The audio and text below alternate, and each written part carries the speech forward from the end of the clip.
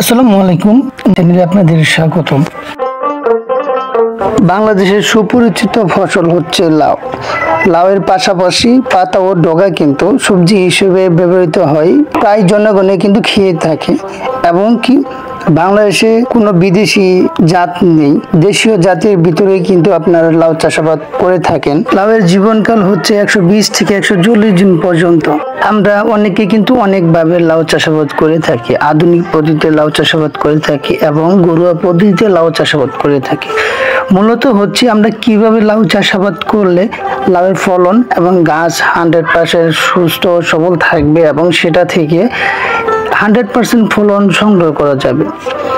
আপনাদের সাথে গোপন কিছু লাউ চাষাবাদের টিপস শেয়ার করব। ধৈর্য সহকারে ভিডিওটা দেখবেন।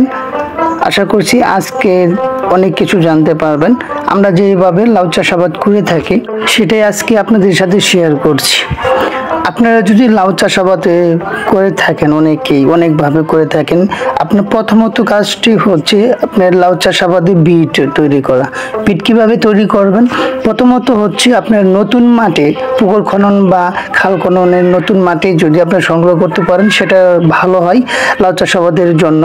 সেই মাটির পিএইচ বা সেই মাটির উর্বরতা সঠিক থাকে এবং যদি আপনারা না করতে পারেন তাহলে কিন্তু জমির মাটি দিয়ে কিন্তু আপনার বিট তৈরি করতে হবে।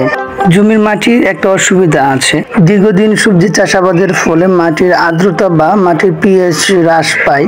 মাটির গুণগত মান টিকিয়ে রাখার জন্য আপনাদের বেডে একটি কাজ করতে হবে। সে কাজটি হচ্ছে 50 গ্রাম চুন এবং 30 গ্রাম ডিটারজেন্ট দিয়ে কিন্তু আপনার মাটির যে বেডটা আছে সেটা কিন্তু আপনার 15 থেকে 20 দিন পর্যন্ত ভিজিয়ে রাখতে হবে। এই ভিজিয়ে রাখার ফলে আপনার মাটির আর্দ্রতা, মাটির গুণগত মান ঠিক হয়ে যাবে এবং মাটিতে যে অণুজীব থাকে সেটা সক্রিয় হবে, মাটির ক্যালসিয়াম ঘাটতি পূরণ হবে। লাউয়ের চারা বপনের পরে সেটা 100% গজাবে এবং দলে পোড়া রোগ দমন করবে।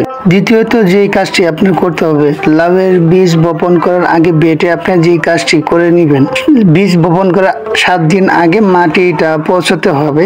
কি কি জিনিস দিয়ে আপনি পচাতে পারেন? গরুর মলমূত্র দিয়ে বা গোবর সার তৈরি করা হয় বা জৈব সার দিবেন, ডিআইপি দিবেন, খোল, কিছু ডিমের খোসার গুঁড়া, এগুলো দিয়ে অল্প পরিমাণে কিন্তু আপনার বেডটা 7 দিন পর্যন্ত পৌঁছাতে হবে। পরবর্তীতে আপনি 7 দিন পর বীজটা ভিজাবেন। বীজ ভিজানোর 24 ঘন্টা পর কিন্তু শেষ বিকালে সেটা রোপণ করবেন। ইনশাল্লাহ সেটা থেকে কিন্তু আপনারা 100% ভালো একটা ফলন পাবেন। আপনাদের যে প্রজেক্টটি দেখাচ্ছি, লাউয়ের প্রজেক্টটি, এটা হচ্ছে ইস্পাহানির নবাব লাউয়ের বীজ বপন করা হয়েছে। এটা ফলন দেয় আপনার 50 থেকে 55 দিনের ভিতরে। এই লাউয়ের ওজন 2 থেকে 2.5 কেজি। এটা হেক্টর প্রতি ফলন আসে 20 থেকে 25 টন। যে প্রজেক্টটি আপনার দেখাচ্ছি এর বয়স হচ্ছে মাত্র 40 দিন, কিন্তু অলৌকিক কিছু ঘটনা ঘটে গিয়েছে। আপনার এই জাতের যে লাউটা, এটা 55 দিনের সর্বোচ্চ আপনার বাজারজাতকরণ করতে পারবেন, কিন্তু অলৌকিক ঘটনাটা হচ্ছে এটা 30 দিনের বা 35 দিনের মাথায় কিন্তু এটা আপনার ফলন দেওয়া শুরু করছে। তো 45 দিনের ভিতরে কিন্তু আপনার ফলন সংগ্রহ করবেন। যে কৃষক তিনি যেমনটা বলছেন আমাদের আহমেদুল কাকা, আপনার A to Z কিন্তু আমি লাউ চাষাবাদের ভিডিওটা দেব এই প্রজেক্টের। তো সে পর্যন্ত সকলেই ভালো থাকবেন, সুস্থ থাকবেন, নিজের প্রতি খেয়াল রাখবেন। আল্লাহ হাফেজ। আর যদি ভিডিওটা ভালো লেগে থাকে অবশ্যই লাইক, কমেন্ট, শেয়ার এবং সাবস্ক্রাইব করে পাশে থাকবেন। এরকম গুরুত্বপূর্ণ ভিডিও আপনাদের মাঝে নিয়ে আসবো। সে পর্যন্ত সকলেই ভালো থাকবেন। আসসালামু আলাইকুম।